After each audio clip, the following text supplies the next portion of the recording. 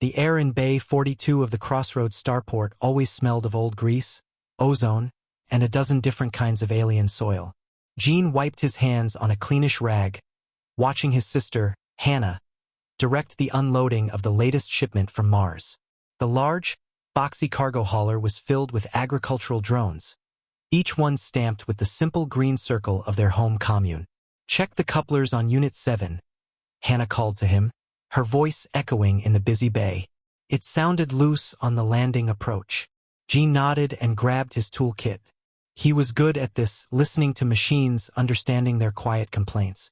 It was a skill learned on the dry plains of Mars, where a broken water reclaimer wasn't just an inconvenience. It was a threat to the whole community. You fixed what was broken. You helped where you could. It was the only way to live. As he walked toward the hauler, a soft, persistent hiss caught his ear. It wasn't the normal sound of hydraulics or venting atmosphere. It was the sound of something precious leaking away. His eyes scanned the bay and landed on a ship in the neighboring docking slot, Bay 41. It was a beautiful vessel, sleek and elegant, like a blade made for cutting through starlight. Its surface was a matte gray that seemed to drink the light, and from its underside, near the main engine housing, a pale, inert gas was venting in a steady stream. The source was a fractured coolant manifold line, a clean, brittle break. Standing beside the vessel were two people. The first was a woman.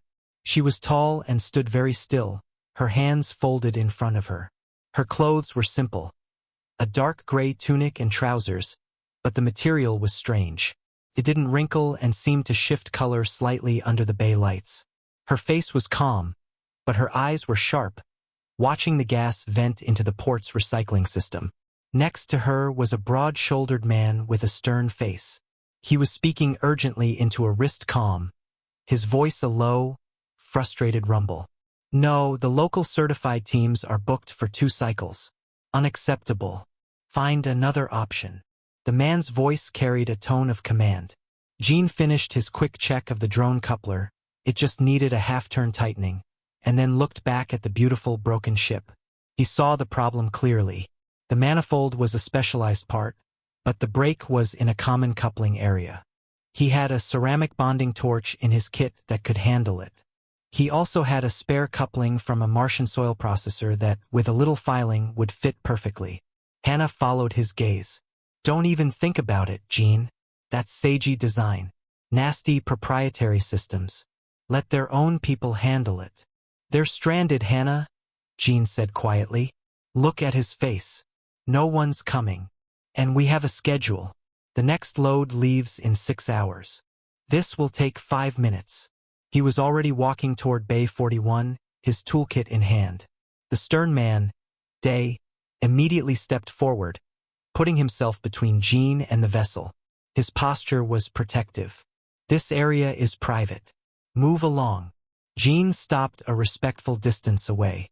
He looked past Day to the woman, Myri. "I couldn't help but notice your coolant leak. The Type 7 manifold, right? The third coupling junction tends to crystallize under rapid thermal cycling. It's a weak point."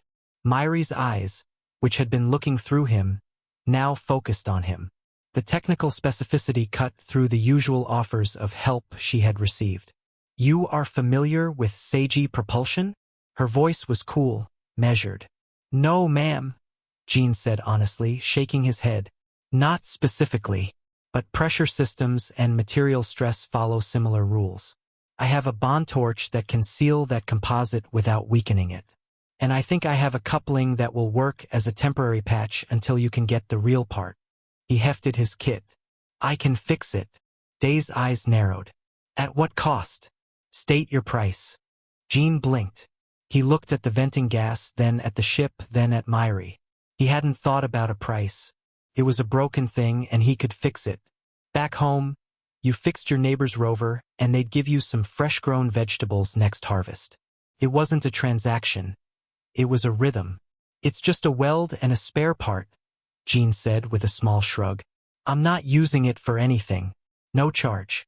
Just being neighborly." Behind him, Hannah let out a long, slow sigh.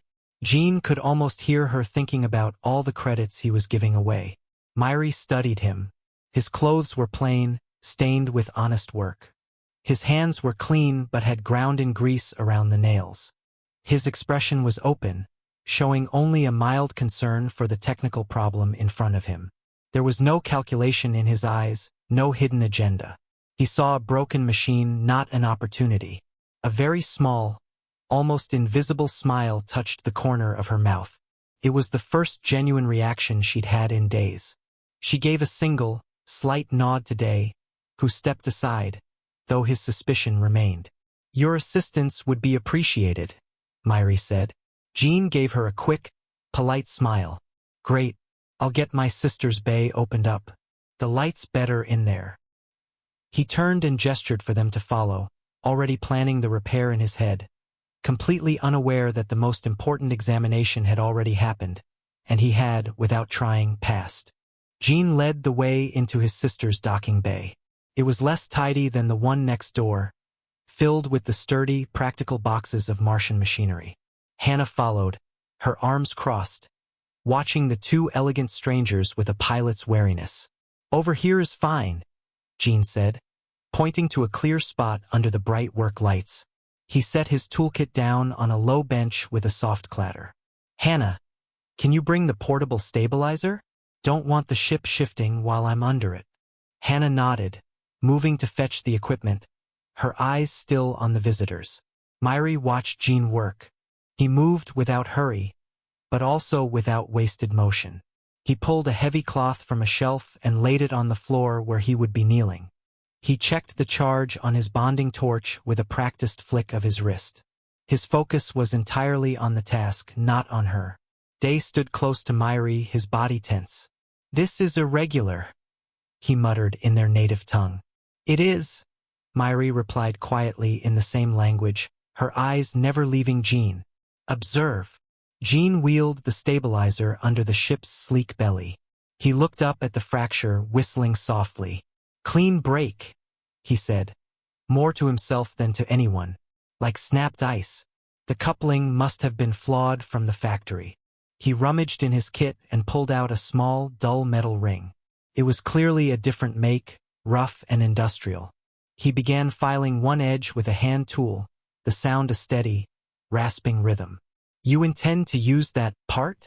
Day asked, unable to hide his doubt. "Just as a sleeve," Jean said, not looking up from his filing. "The bond weld will hold the manifold together.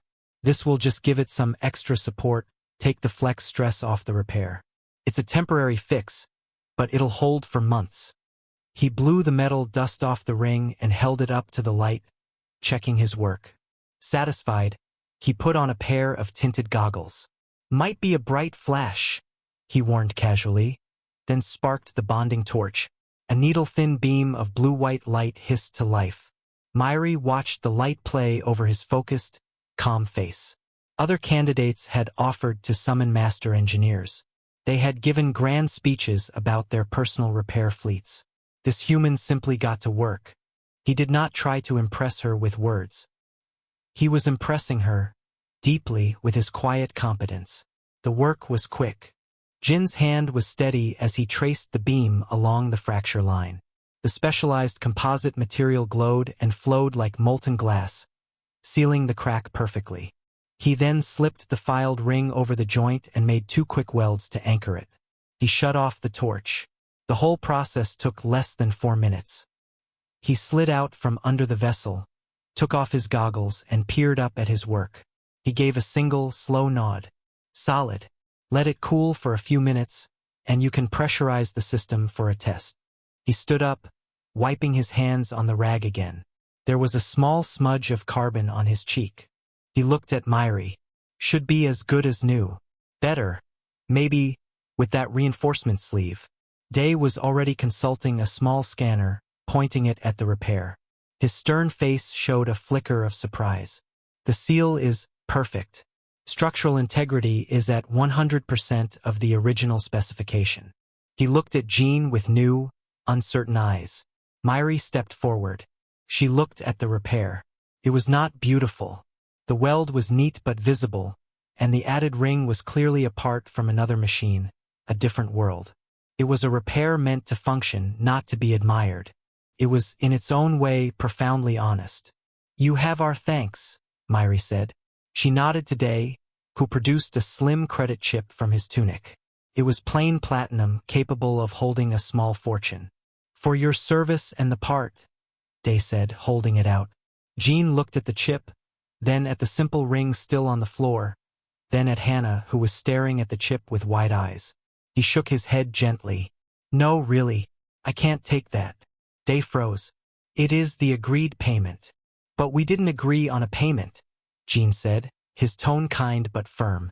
"I said no charge. The part was scrap. My time, well, I was here anyway." He smiled, a warm, easy expression. "It's just being neighborly. You'd do the same for me if my hauler was broken down in your town, right?" The silence in the bay was heavy. Hannah put a hand over her eyes. Day was utterly confused, the credit chip still extended in the air. No one in living memory had refused a queen's payment, especially not for a job so well done. Myri felt something strange happen in her chest. It was a feeling she had almost forgotten. It was the shock of genuine, unpurchased kindness. He wasn't refusing payment to seem noble. He was refusing it because, in his world, some things were not for sale. Fixing a broken thing for someone in need was one of them. She placed a light hand on Day's arm, and he lowered the chip. Her gaze rested on Jin's face, searching once more for any hint of deception, any hidden plan. She found only the placid honesty of a job completed. "Then we are in your debt," Myri said, her voice softer than before. Jean waved a hand, a little embarrassed. "No debt, just glad I could help." He turned to pack his torch away, the moment already passing from his mind. For him, it was over. The ship was fixed. For Myri, something had just begun. The test was over, and it had yielded a result she could never have engineered. The vessel was repaired, but the true mechanic had just begun, unknowingly, to repair her deep cynicism. He had done it not with grand speeches or dazzling skill, but with a scrap part, a steady hand, and a philosophy so simple it was revolutionary. The silence that followed Jin's refusal of payment was broken by the familiar sounds of the starport. A ship rumbled in a distant bay, and a service bot whirred by. Jean seemed unaware of the weight of his simple act. He was already cleaning his bonding torch nozzle with a fine brush, his mind moving on to the next task. Hannah stepped forward, her practical nature taking over. "The repair needs to cool for at least 10 minutes before you run a system check," she said to Myri and Day, her voice more polite now. "You're welcome to wait here. There's a bench over there that's clean." "Thank you," Myri said. She moved to the bench but did not sit. Instead, she continued to watch Jean. He had put his torch away and was now slowly walking a full circle around her vessel, his hands in his pockets, his head tilted. His eyes were not on the beautiful lines of the ship, but on its functional details, the seams of the hull plates, the alignment of the maneuvering thrusters. Day stood rigidly beside her, his scanner still in hand, running silent diagnostics. "All readings are nominal," he reported quietly. "The repair is flawless. It is puzzling." Jean completed his circle and stopped near the stern of the ship. He crouched down, squinting at a cluster of small thruster nozzles on the starboard side. He leaned in closer, then pulled a small penlight from his shirt pocket. He shone the thin beam along a specific joint where the thruster housing met the main hull. A slight frown appeared on his face. He stood up and walked back over to the group. His expression was not one of alarm, but of professional concern. "Everything okay?" Hannah asked, noticing his look. "The main fix is solid," Jean said, reassuringly. He then turned to Myri. "I hope you don't mind me saying, but while I was looking, I noticed something else. It's not a problem now, but it could become one." Day's posture stiffened. "Explain." Jean pointed toward the back of the ship. "The starboard alignment thruster array, the primary housing. See how it's mounted? There's a slight differential in the wear patterns on the shock dampeners. Almost invisible, but it means that during high-stress maneuvers like a rapid lateral shift, All the force isn't being distributed evenly. Over time, maybe a few hundred cycles, it could fatigue the central mounting bracket, could cause a misalignment or even a stress fracture. He spoke plainly, without drama, as if discussing a common issue with a farm drone. He looked around, saw a discarded packing slip on Hannah's workbench, and picked it up. He flipped it over to the blank side and took a stylus from behind his ear. "Do you have a moment?" he asked Myri. Intrigued, she nodded. Jean began to sketch on the paper. It was a simple, clear diagram of the thruster housing. He drew a small, reinforced bracket that would bridge the existing mount. "It's an easy fix," he said, tapping the drawing. "A single cross brace here.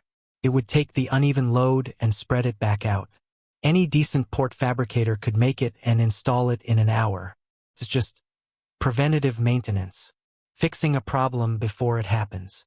He held out the sketched solution to Myri. She took the flimsy piece of paper. The drawing was competent, the lines sure, but it was the act itself that held her utterly motionless. No one in all the tests had ever done this. The initial fault had been a staged problem, a puzzle to solve. No candidate had looked beyond it. Their minds were either on the prize of impressing her or on the technical challenge itself. They solved the presented equation and stopped. This man had solved it, refused reward, and then, simply because he was thorough, because it was his nature to care for machines, he had looked for more. He had found a hidden flaw, not part of any test, and had offered a solution freely. Not to gain favor, but to prevent future trouble. Day was staring at Jean as if he were a strange new creature. "You identified a latent design flaw in a Seiji Royal Courier from a visual inspection?" Jean shrugged, a little self-conscious under their intense focus. "I just look at how things wear. Everything tells a story if you know how to listen. That thruster bracket is telling a story about uneven pressure. It's a quiet story now, but it'll get louder." Hannah let out a soft breath, a mix of exasperation and pride. "He's always doing this. Can't see a machine without giving it a full health check." Myri looked from the humble drawing in her hand to Jin's open, earnest face. The final layer of her royal detachment cracked. This was not a performance. This was a fundamental quality of the man. He possessed a profound, unassuming integrity that operated without an audience. He would have done the same for anyone, for any ship. The Queen's test was officially, completely over.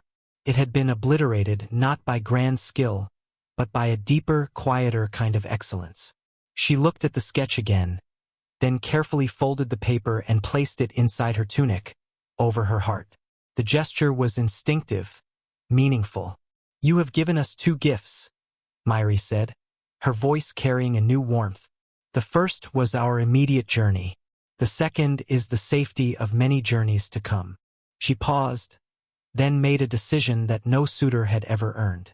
"Before we test your repair, we would be honored if you and your sister would join us for tea. Not as payment," she added quickly, seeing Jean about to speak, "but as new neighbors. It would be a kindness to us." Jean looked at Hannah, who gave a slow, cautious nod. The offer felt genuine. "Okay," Jean said, smiling. "That sounds nice. Let me just wash the grease off my hands." The tea house was called the Quiet Orbit, a small place tucked between noisy cargo brokers and parts dealers. It was clean and simple, with real plants growing in boxes under artificial sunlight. Myri led them to a corner table, partially shielded by a screen of woven vines. Day sat at the next table over, close enough to be protective but far enough to give a sense of privacy. His eyes never stopped scanning the room. Jean sat, his hands clean but still bearing the marks of his work. He looked comfortable in the plain surroundings. Hannah sat beside him, her posture more alert, a pilot assessing a new flight path. A service bot brought a pot of tea and simple ceramic cups. Myri poured for everyone, her movements graceful and precise. For a moment, they sat in the quiet hum of the place, the steam from the tea curling between them. "You are from Mars," Myri began, not as a question but as an opening. "The Elysium commune, yes?" Jean said, wrapping his hands around the warm cup. "My sister and I grew up there. She flies the hauler." I fix the machines that keep the domes running. It is a hard world, Day commented from his table, his tone not unkind, just stating a fact. It can be, Jean agreed. But that's why you look out for each other. If a condenser fails in the north greenhouse, everyone feels it.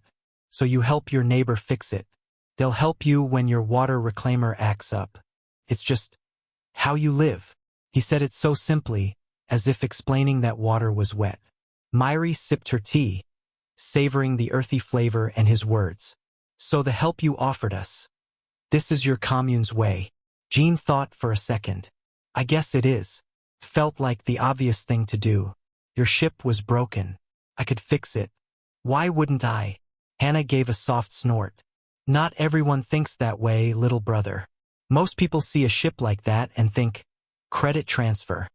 But it's just a ship, Jean said, puzzled. A fancy one, sure. But at its heart, it's a machine that needs to work right. The person flying it needs to get where they're going safely. He looked at Myri. You seemed concerned. Not about the cost, but about being stranded. I don't like seeing people stranded. Myri felt his words settle inside her. He had seen her, not her title or her vessel's value, but a person who did not want to be stuck. You are observant, she said. I listen to machines, Jean replied with a small shrug. Maybe people aren't so different. They give off signals too. Hannah, deciding the atmosphere was safe, asked the question on her mind. If you don't mind me asking, what brings you to the crossroads? It's not exactly a tourist spot. Myri placed her cup down carefully. I am evaluating possibilities. Meeting people from different walks of life is part of that. It was not a lie, but it was a shadow of the full truth. Your starport is very honest. It does not pretend to be anything it is not.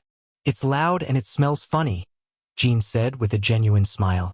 But you can find anything here. Last week I found a box of vintage Terran servomotors. Perfect for the old irrigation arms back home. Their conversation began to flow. Jean asked Myri about her home, not about its politics or technology, but about its environment.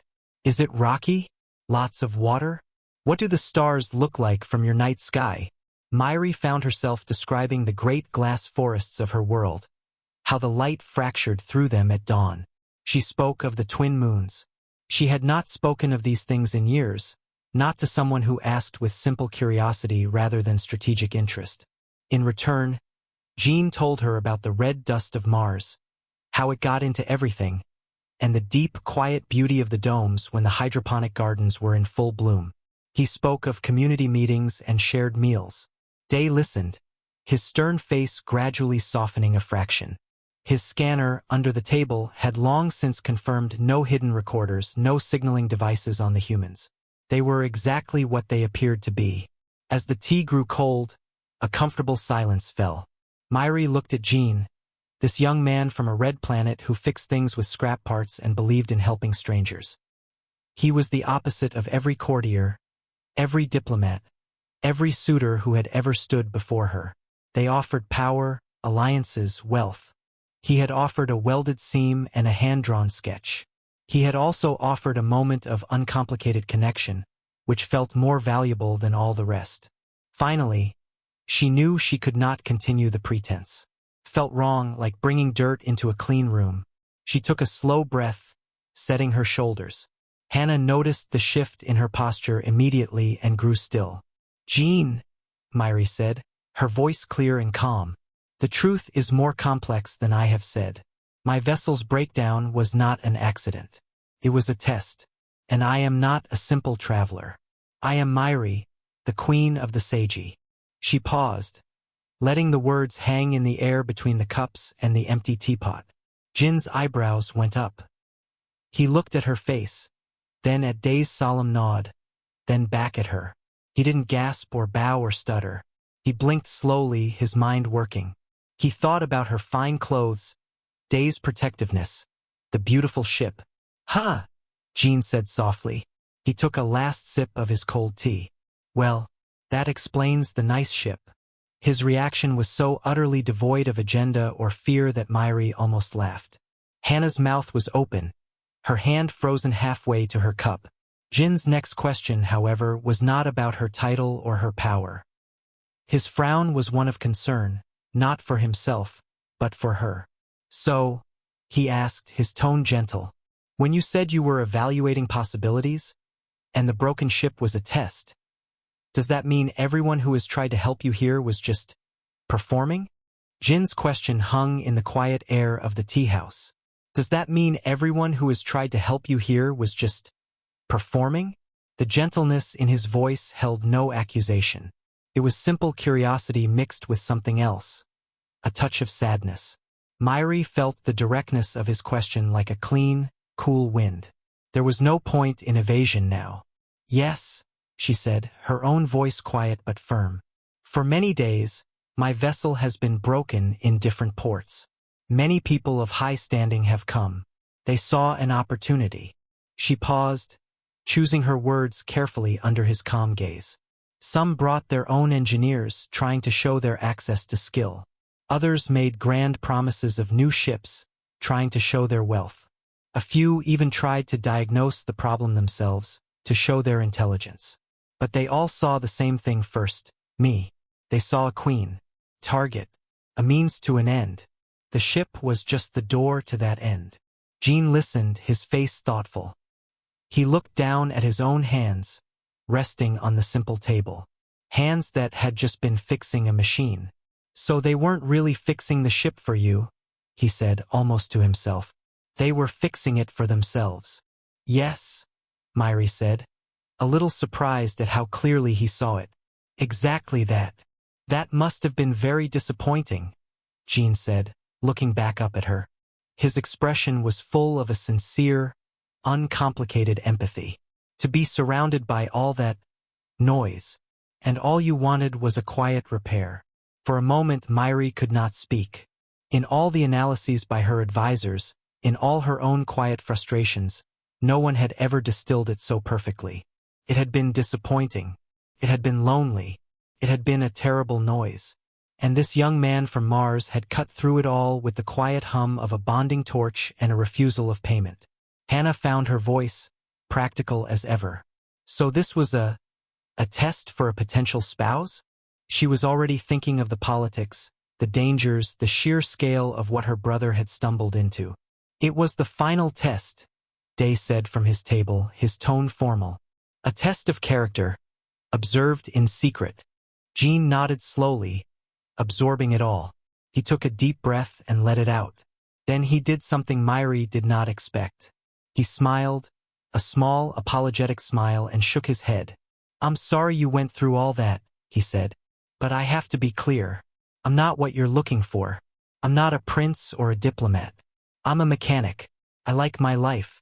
I like fixing the irrigation arms and having dinner with my neighbors. The idea of being a consort." He shook his head again, the idea clearly foreign and uncomfortable to him. "That's not me. I'd be terrible at it. And you'd be disappointed all over again." His refusal was not proud or angry. It was honest as his repair. He was stating a fact about himself, like identifying a faulty component. Myri felt a strange relief wash over her. He was not rejecting her, he was rejecting the role. More importantly, he was confirming everything she had just witnessed. A man seeking power would never say these words. "You misunderstand," Myri said, and for the first time, a true warm smile touched her lips. It transformed her face, making her look younger, less like a queen and more like the woman she might have been. "I am not asking you to be a consort." Now it was Jin's turn to look surprised. "The test," Myri continued, "was to find a person of integrity. It was meant to find a partner. But it found something else instead. It found a man who fixes things simply because they are broken. A man who sees a problem hidden to others and points it out without being asked. A man who listens to machines and to people." She leaned forward slightly, her hands folded on the table. "Jin, my kingdom is vast. Its machines are countless. The systems are complex. What it needs, what I need, is not another figurehead in a palace. It needs a royal diagnostician. A person with the authority to look at any machine, Any system, anywhere, and tell the truth about it. To fix what is broken and warn of what might break. A person whose loyalty is to the function of things, not to the politics surrounding them. She paused, letting the idea settle. I am offering you a job. You would be my chief inspector. You would have a workshop, a team, and the freedom to go where you are needed. You would make sure things work and work safely. You would do for my people what you did for me today. You would be being neighborly but on a larger scale. The silence at the table was complete. Hannah stared, her mind recalculating everything. Jin's face was a picture of deep thought. He was not considering wealth or status. Myri could see him considering the work. The idea of solving complex problems, of preventing failures, of ensuring things lasted. You said you like to fix things so they last, Myri added softly. I am offering you the chance to make an entire civilization last a little longer, one honest repair at a time. Jean looked at his sister. Hannah gave a tiny, almost imperceptible shrug that said, It's your call, little brother. It's insane, but it's your call. He looked back at Myri, at the earnest hope in the Queen's eyes. He thought of the sketch he had made on the packing slip, of preventing a problem before it happened. That, Jean said slowly, sounds like a very interesting technical challenge. Jin's words hung in the air. A very interesting technical challenge. It was the purest, most honest acceptance possible. He wasn't accepting a title or power. He was accepting a job with a fascinating set of problems to solve. Myri felt a tension she hadn't known she was carrying melt away. Day, for the first time, gave a single, slow nod of approval. Hannah just stared into her empty teacup, trying to imagine her little brother walking the halls of an alien palace. The next few weeks were a blur of quiet, efficient movement. There were no grand announcements. The Seiji way, Myri explained, was often to act first and explain later. Jean and Hannah returned to Mars to settle affairs and explain the unexplainable to their commune. There were long talks, tears from their parents, and finally, a community vote under the dome's soft light. They gave their blessing not to a prince, but to a mechanic who had been offered the biggest repair job in the galaxy. Now, Jean stood in a place that was nothing like Bay 42. He was in the Royal Engineering hangar of the Seiji homeworld. The air was cool and still, smelling of clean metal and ozone. The ships here were wonders, sleek and silent. A group of 5 Seiji engineers in dark gray uniforms stood before him, their expressions a mix of deep curiosity and polite skepticism. Jean wore new clothes. They were still simple, a sturdy, practical tunic and trousers, but in a soft, durable gray fabric. The only mark of his new role was a small, silver clasp on his collar. 2 tools crossed over a circle, the symbol of the diagnostician. He had insisted the tools be a wrench and a stylus. Good morning, Jean said, giving a small, respectful bow of his head. A gesture he had learned was common here. The engineers returned it. Diagnostician. The lead engineer, a woman named Sue, said, We are here to assist. The Queen has instructed us to learn from your methods. Jean smiled. He wasn't good with speeches.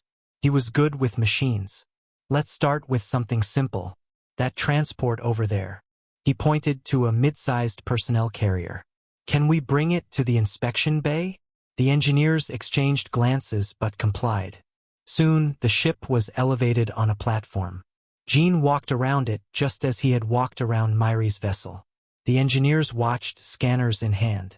Don't use the scanners yet, Jean said softly. Just look. Listen. Tell me what you see. There was a long silence. The engineers looked. They saw a flawless ship.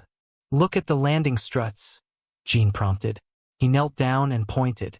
See the wear pattern on the hydraulic piston here, on the forward port strut. It's slightly different than the one opposite. Smoother on the top third. The engineers crouched, peering closely. Murmurs of surprise passed between them. It was true. A scanner would have spat out 1,000 data points and maybe flagged it. Jean had seen it with his eyes. What does it mean? Sue asked, her skepticism fading into interest. It means the ship settles slightly to one side when it's powered down, Jean said. Probably a tiny calibration error in the leveling sensor, or a very small pressure leak in the opposite strut. Not a problem today, but over 1,000 landings it will stress the airframe. It will make a noise, a complaining noise. He stood and found a nearby terminal. He called up a simple schematic. The fix is easy.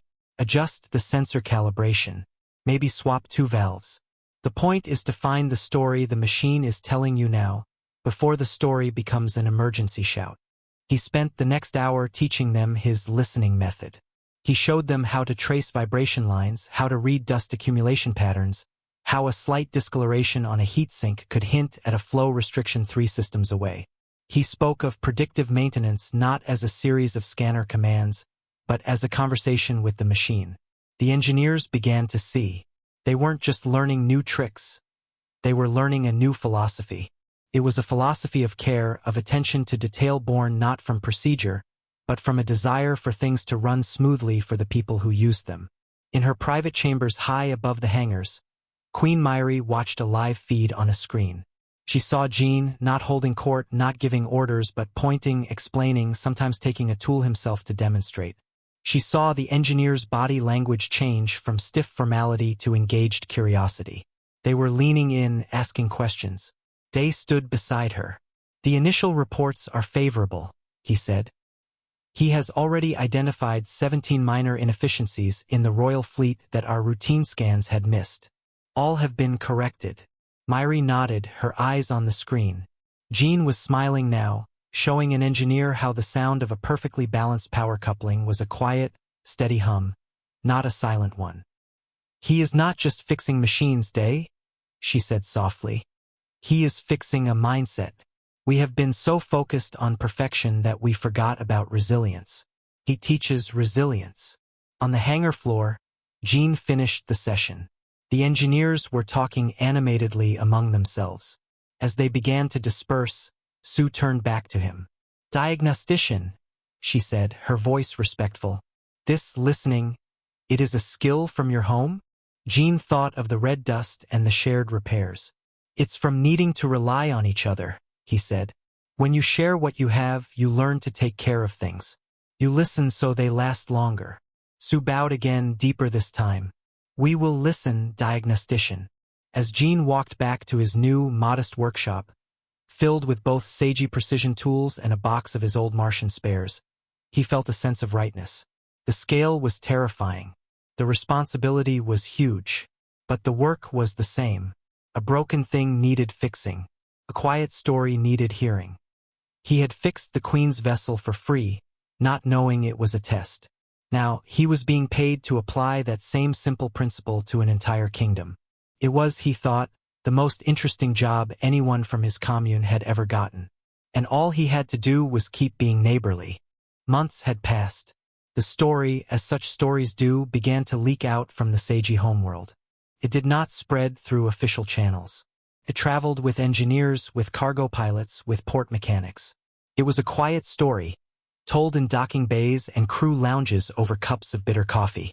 They called it the quiet fix. They said a human mechanic from a red dirt commune had walked up to a broken queen and fixed her ship with a scrap part and a shrug. They said he saw a problem no one else could see and drew the solution on the back of a packing slip. They said he refused a queen's payment because of something called being neighborly. The story changed as it traveled. Some versions made Jean a giant, a genius inventor. Others made him a sly negotiator who won a kingdom. But the pilots and the engineers who had met him, or heard the truth from those who had, knew the core of it was simpler and stranger. The strength of humanity in this tale was not in conquest or clever deals. It was in the humble, revolutionary act of an honest repair, given freely. On the Seiji homeworld, Jin's work continued. His title was long and formal, but in the hangars, they just called him diagnostician. He was a familiar sight, his simple gray tunic often smudged with carbon or coolant, his hands often busy. Today he was in a public starport, not a royal one. A civic transport vessel, one that carried ordinary people between cities, had reported a minor shudder. The local engineers could find nothing wrong. The diagnostician had come to look himself. A small crowd had gathered at a respectful distance. Port workers, a few off-duty pilots, some sagey citizens. They watched as Gene walked slowly around the large utilitarian ship. He placed a hand on its hull here and there, feeling for vibrations. He listened to the hum of its idle engines.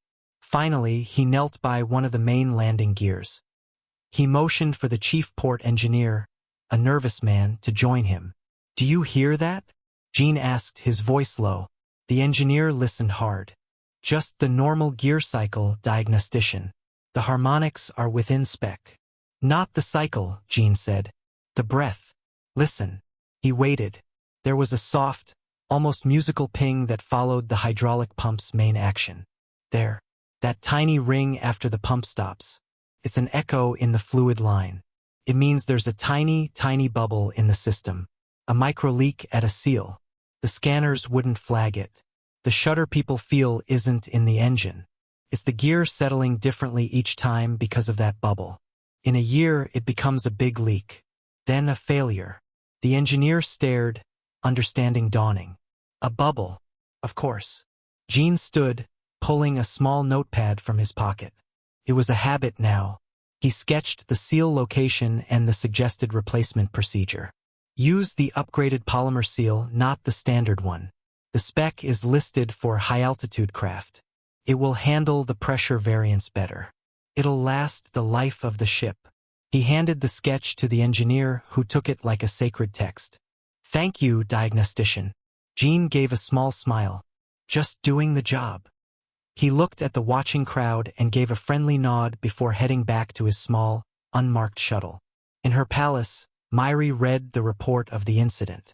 She read the engineer's notes about the bubble in the breath of the machine. A slow smile spread across her face. He was teaching them a new language.